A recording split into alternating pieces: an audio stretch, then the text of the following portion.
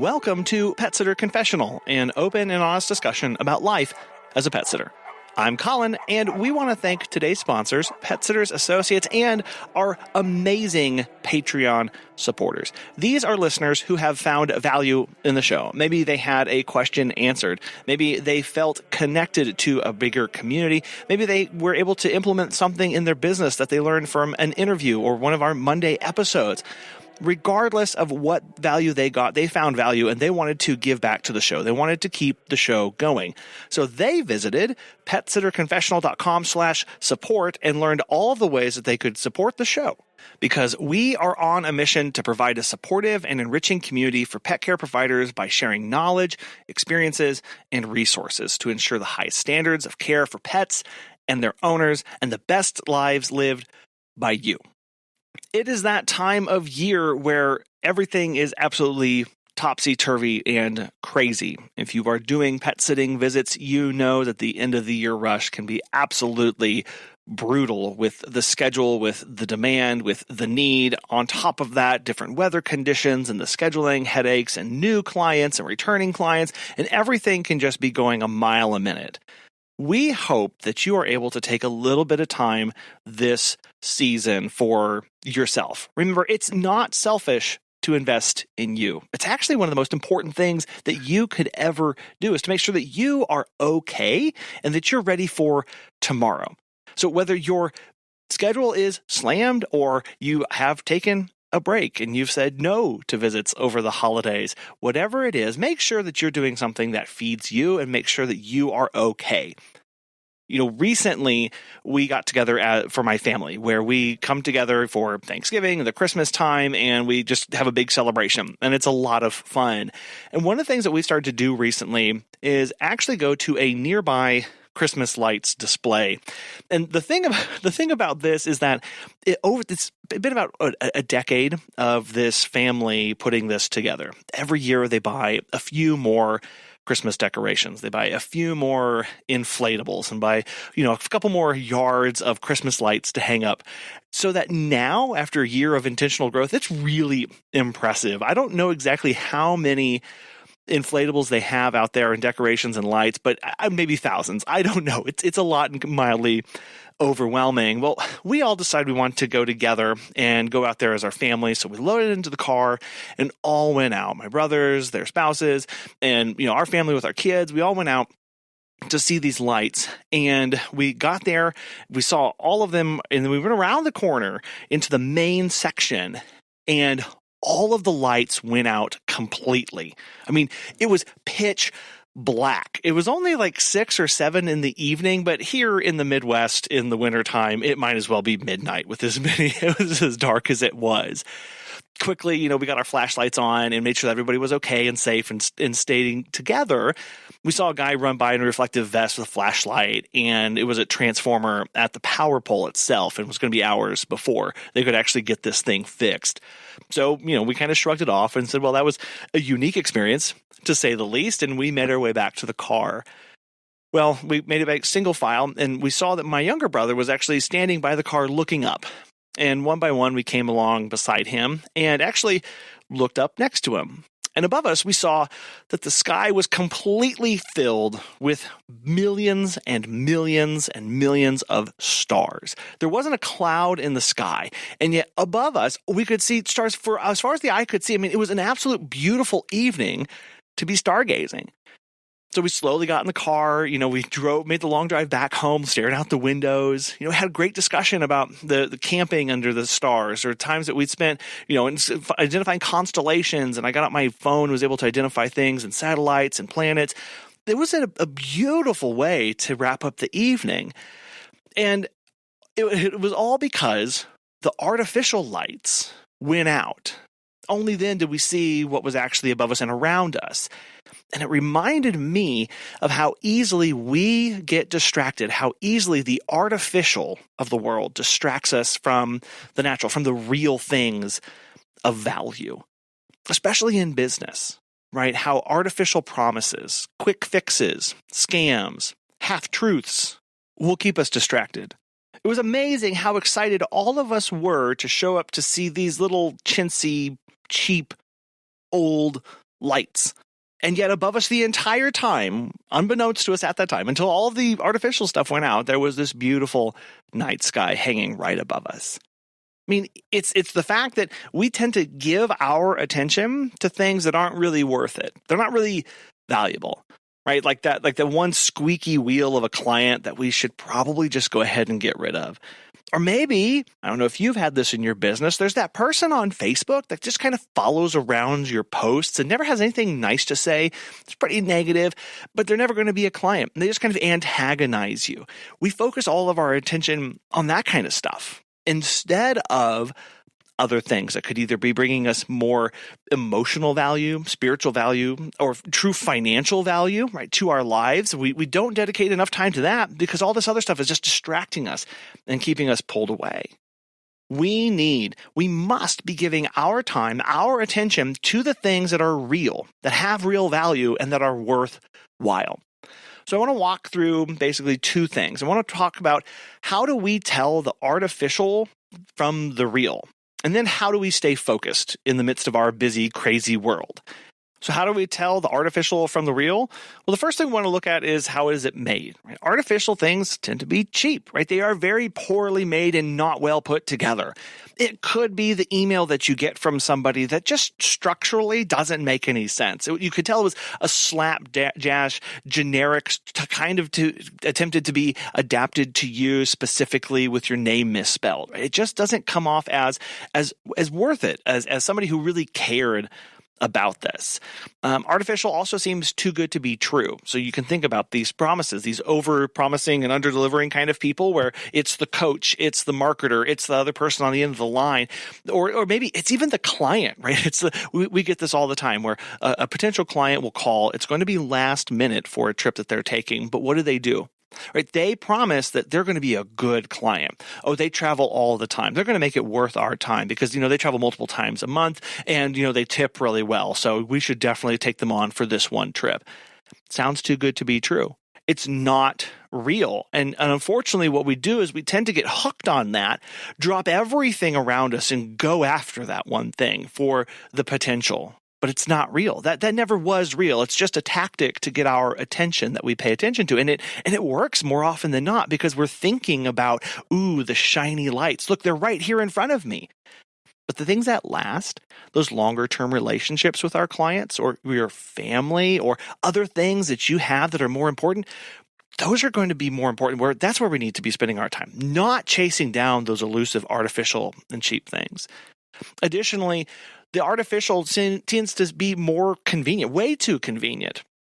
Going to see these Christmas lights was, I said earlier, a long drive home. It was 7 minutes back, right? Okay. So it was 7 minutes away and we could see all the light that we wanted to. We could walk around thousands of these inflatable things and it was free, right? It was free to do that. It was easy to get to there. The lights above us, I can't get there. I can't go and see a star up close like we could with these lights. It's not convenient for me to stay up late to look at the night sky, to wait for the weather to clear, to make sure that it's warm enough for us all to be outside. It's the marketer that calls us in our business and guarantees that all we have to do is spend $100 and we're going to get so much ROI back from that, from their methods that they do. You don't even have to lift a finger. You don't have to do much. Just give us this money and we'll SEO your website and it'll be perfect. Don't worry about it. It'll be great. It's way too convenient. We should have red flags starting to tick up a little bit, starting to figure out going, okay, this doesn't seem real here. You'll know the artificial from the real when you test it. How does it do under pressure? Specifically, how does it do when you start asking questions? When you start trying to poke holes? And this makes people uncomfortable, especially in the business world when you get a phone call, when you get a client, when you start reading about a coach or somebody online. When you ask hard questions and that person gets squeamish, you know it's all fake. You know it's not real. It's not going to last. And people do get offended when you start saying, tell me 5 other examples of when this has worked for you. Or how much more money am I going to have to do on top of this? And what's your cut out of this? And what's your incentives here to make sure that I buy this today? These are all genuine questions. They're going to help you understand what's motivating that person on the other end. and give you more clarity on how to move forward with this kind of decision. The next way to tell the artificial from the real can be really tricky, and it can take a trained eye, but it is really worth it. Artificial things will have signs of manipulation, inconsistencies, or unnatural elements. I think the biggest example that I can give for this is when that marketer or that coach reaches out to you and is pitching their system, pitching their program, pitching the investment. I love to look at the graphs and see, do these graphs have labels? Can I tell the timeline that it took to go from this revenue to this revenue?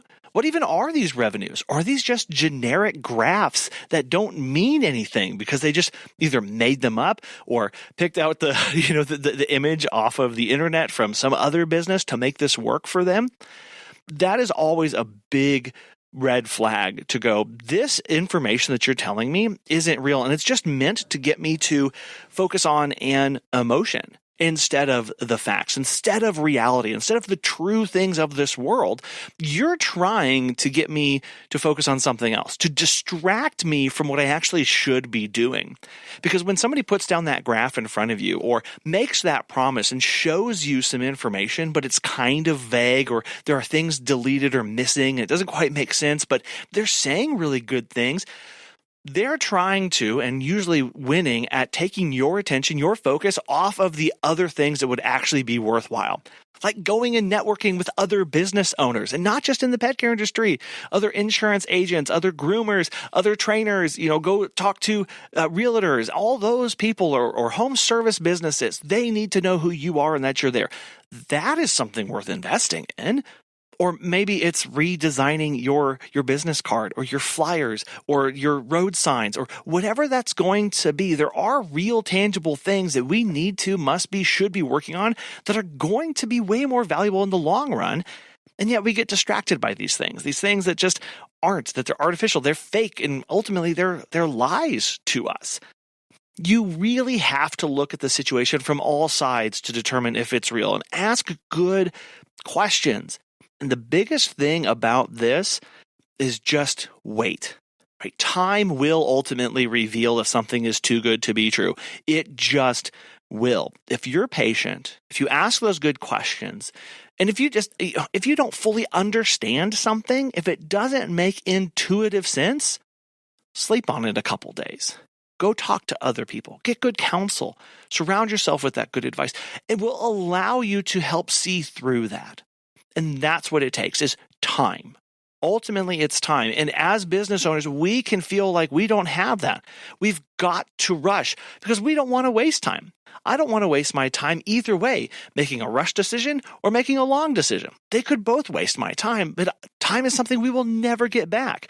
So while we don't want to waste our time while just sitting around twiddling our thumbs, thinking through and hoping that we're going to get some revelation here about this, we do have to realize that sometimes it's just better to wait it out. It's just better to say, you know what?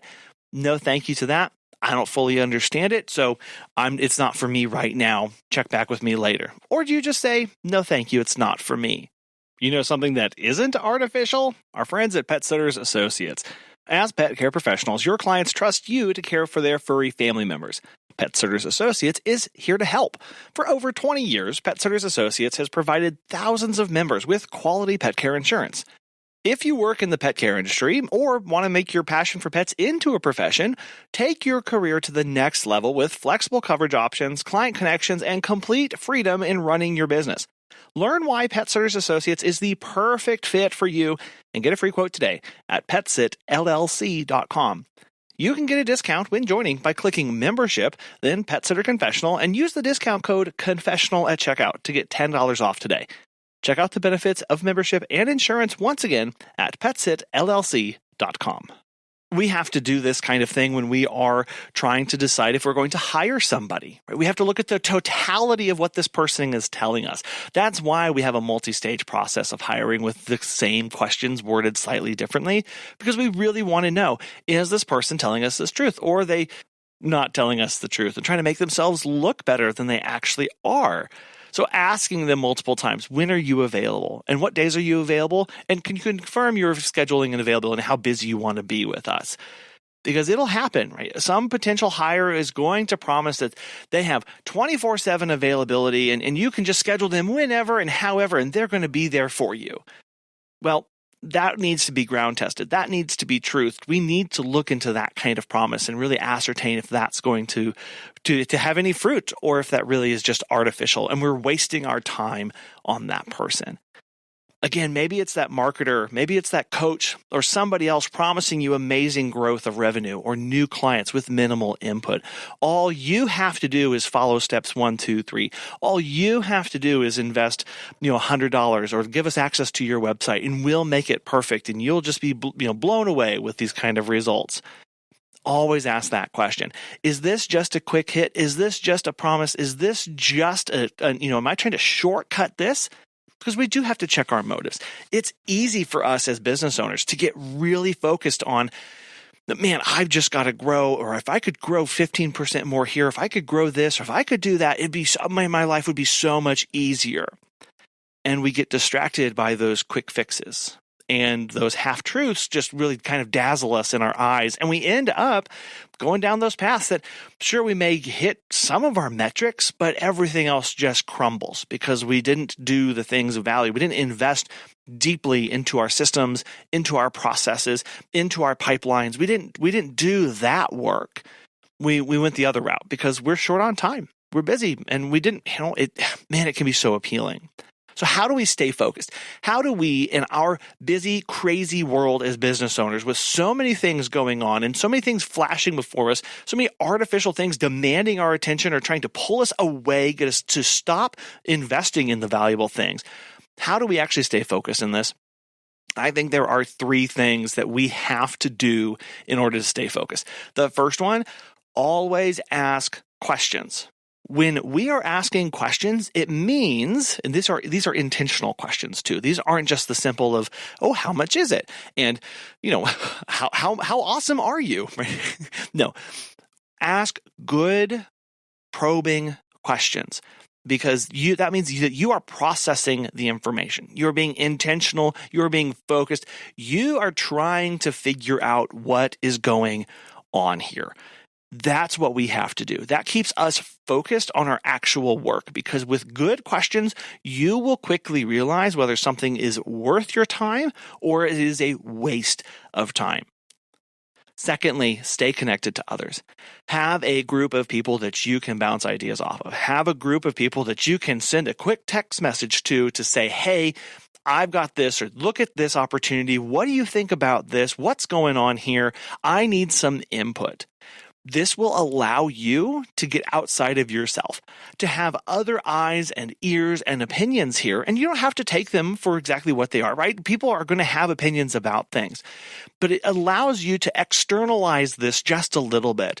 And when somebody else may say the exact same thing that you were thinking, but when you hear them say it, you can suddenly realize, oh, no, actually, no, I don't agree with that now that I hear it in a different light and I can process it. Man, that's really helpful to us when we can externalize those things. So if you don't have a core group of people that you can take these kind of things to, get connected in our Facebook group, reach out to other local sitters in your area. You only need 1 or 2 people. You really do. You only need 1 or 2 people in your close group where you can talk about these kind of things. When we talk about networking, we have to decide, why are we doing this? Am I networking just for referrals? Well, that's a completely different mindset and purpose versus this kind of network of, I need a core group of people that are close, that understand, that I can bounce these kind of ideas off. You can't do that in a large networking group. That's not the setting. Additionally, it's not the setting to try and get referrals from these kind of core group of people. Now, you will, and it will just happen naturally. But if the purpose is to invest in one another, develop deep, lasting friendships that can have these kind of conversations, that is something completely and fundamentally different. And you have to make sure that everybody's on the same page with that.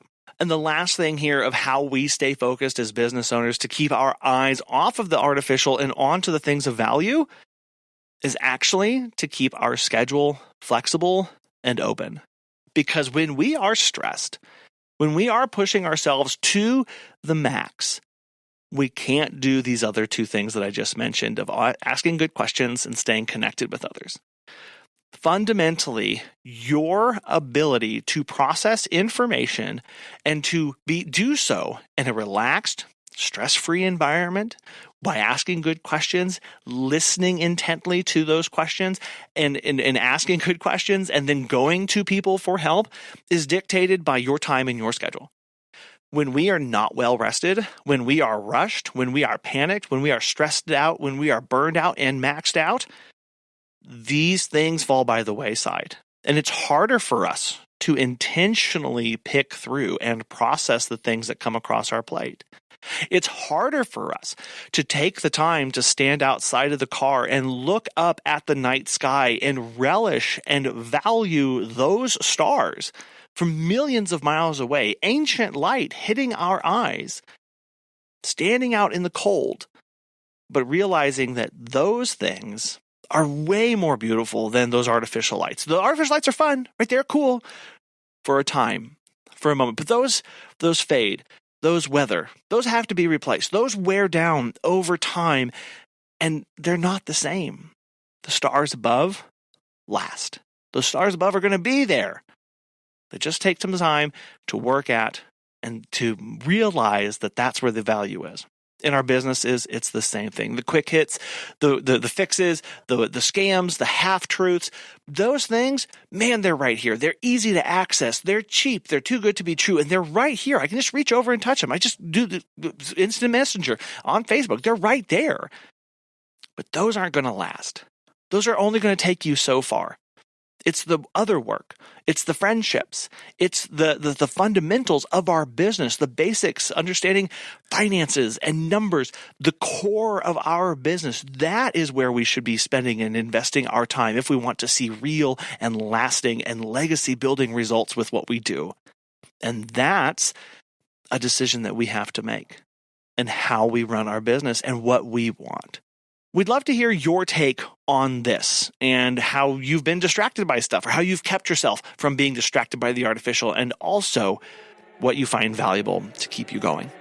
We'd like to thank our sponsor today, Pet Sitters Associates, and our wonderful Patreon supporters for making today's show possible. And we want to thank you again so much for listening. We hope you have a wonderful rest of your week. Bye.